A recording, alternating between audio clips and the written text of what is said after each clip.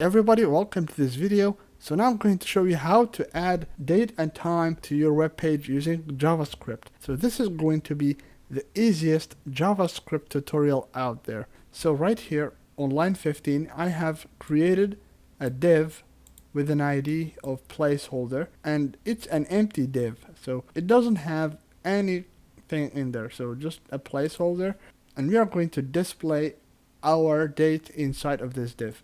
So now I'm going to the script, and inside of the script what I'm gonna do is that I'm going to create a function.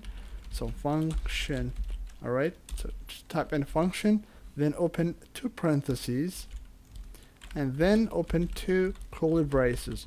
So now this is how you do it, and we are not going to use any arguments here, but we'll need to add a name here. So we need to name our function. So I'm going to say run baby. So our function is called run baby, alright? So we said function run baby, and then we open two parentheses and two curly braces. So right here inside of the curly braces, I'm going to say variable get date, alright? So get date equals to new date, just like that, and open two parentheses and put a semicolon at the end of it. Now right below it, I'm going to create another variable.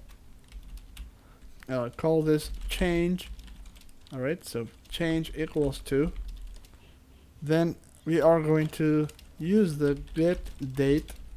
So we have used the same variable name. Alright, so get date dot to local.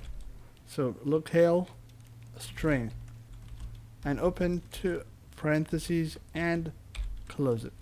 So this is the easiest way that you can do it, and the fastest way that you can display a date, a full date actually. So right below it, I'm going to say variable post. So this will basically post it. So equals to document dot get element by ID, open two parentheses and put two quotations there.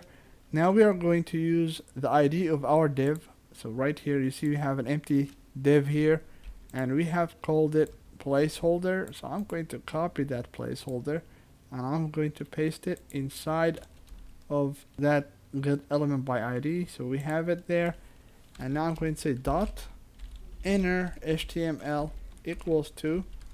So we are going to set this one to this variable, which is change.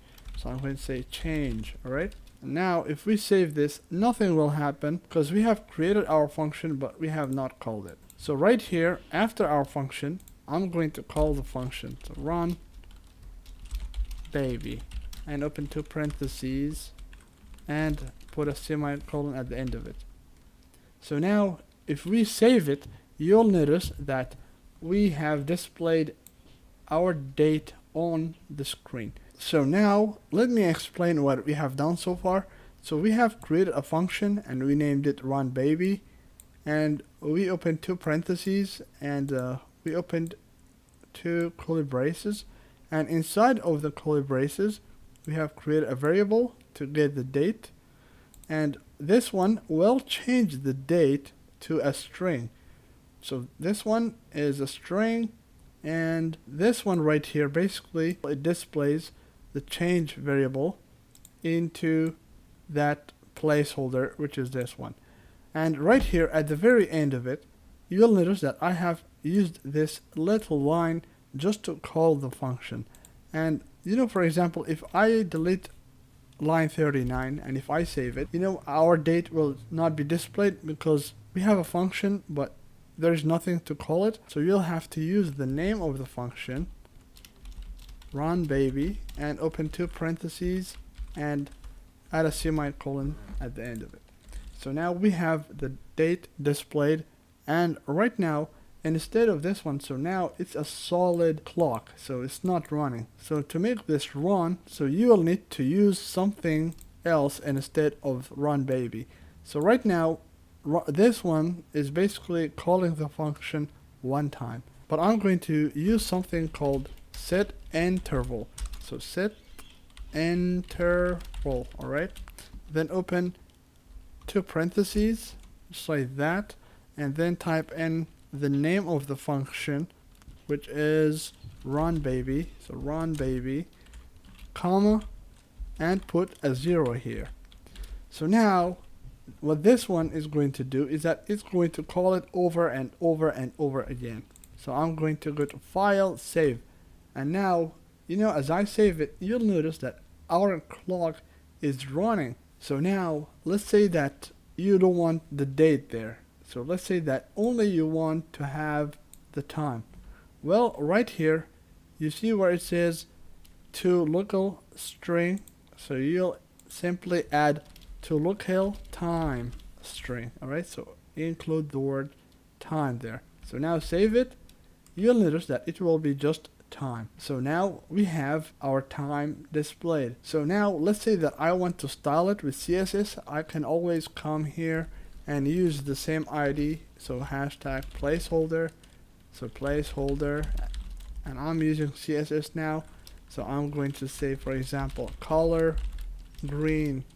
Alright, so color green. Alright, so let me add a semicolon. You'll notice that the color will be green. So text align center. So center it. So let me change the font size. So font size, let me change it to maybe 80 pixels or 90 pixels. So 90 px. So save it. Wow, that's huge. What? It's not huge. Actually, if we reset it, so this is how it looks. So let's change the font type. So font dash, so font family. Let's go with Georgia times serif. Save it. You'll notice that it has that color, that special font there and stuff like that. Looks nice so far. So now we can also say what else we can do. Well, let's see. I may want to, you know, change the color whenever I move the mouse over it. So I can say hashtag placeholder. So hashtag placeholder, just like that. And I can say colon, so placeholder, colon, hover. Alright, so whenever I hover the mouse over it, I want to change the color to, let's see, crimson. So save it, and now you'll notice that it looks nice. So this is how basically you can use JavaScript to add a clock to your web page. Alright everyone, so I hope this video was helpful, and if you have any questions, you guys can always post the questions that you have in the comments below. So thank you for watching everyone, and I'll see you all in the next video. Bye bye.